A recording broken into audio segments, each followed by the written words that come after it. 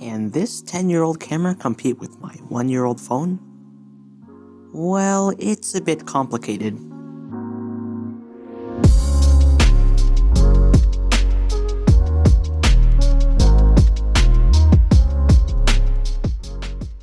Let's take a look at the camera itself. I was growing out of my phone's camera pretty quickly and I figured, hey, it's time for an upgrade. I make videos primarily, so that was the priority. I soon came across a listing for the Sony NEX-5n, and after watching a few review videos, I decided to get it. I've been using it for a few weeks now and I have a pretty solid opinion on it. Released in 2011, the NEX-5n was one of the earlier mirrorless cameras that Sony produced, packing a 16.1 megapixel APS-C size sensor into a small point-and-shoot form factor.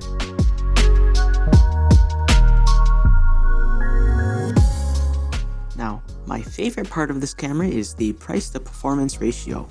You can buy the camera for around $200 on eBay, but I got mine for even cheaper browsing local listings. This camera takes great video. While my phone can take 4K, this cannot. But the 1080p on this camera is leagues better than the 1080p or even 4K on my phone. It takes up to 60 FPS, so you can get some decent slow motion. Hell, you could even push it further with the optical flow in your editing program of choice. The kit lens that comes with this camera is pretty decent. It is an 18 to 55mm f3.5 to 5.6 lens with image stabilization built in. The built-in stabilization is, well, stable, and the rings turn smoothly. Another big pro, the flip-out touchscreen. It is essential for shooting down low and up high. While it doesn't flip out all the way, it is still better than a stationary screen. Low light image performance is also decent, and the battery lasts somewhat long on a charge. Pros aside, let's move on to some cons. There's not many, but they may or may not be deal breakers. I'll start off with a few nitpicks. The settings menu is a bit hard to navigate, there is no clean HDMI, and the autofocus is a little slow and finicky, especially in low light. The automatic white balance isn't the most accurate indoors or in low light. But let's get to the big issues. There is no hot shoe mount, and it is instead replaced with this weird proprietary Sony port. So if you want to attach an external microphone, you either have to buy a bunch of adapters or buy their own microphone accessory, which costs upwards of $100. Speaking of audio, there is no microphone port. If you want to add audio, you need to buy a hot shoe adapter, buy a hot shoe to 1/4 inch thread, buy an external audio recorder, then you can plug in a microphone. But you could scrape by with the onboard mics.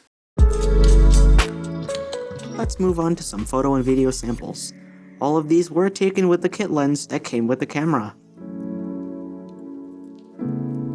It was pretty dark when I took this photo, and so like I said earlier, the white balance was off. It definitely gets a bit grainy when you zoom in, but it's nothing too bad. Hell, I even managed to take a decent astrophotography photo with the kit lens.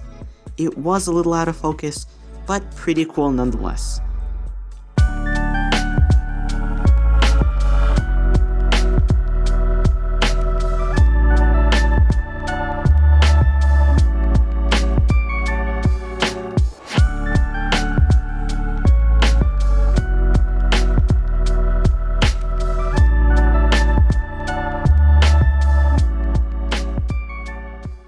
All in all, I think this is a great beginner camera, especially if you can get it for a good price. It takes amazing video, great photo, and hides its age very well. It offers a decent upgrade path since it has the E-mount lens system. Although it has its problems, I think they could be addressed, and for the price, the pros definitely outweigh the cons. Thank you so much for watching. If you like what I do, support me by leaving a like or subscribing. Anyways, that's it and that's all, and I'll see you when I see you.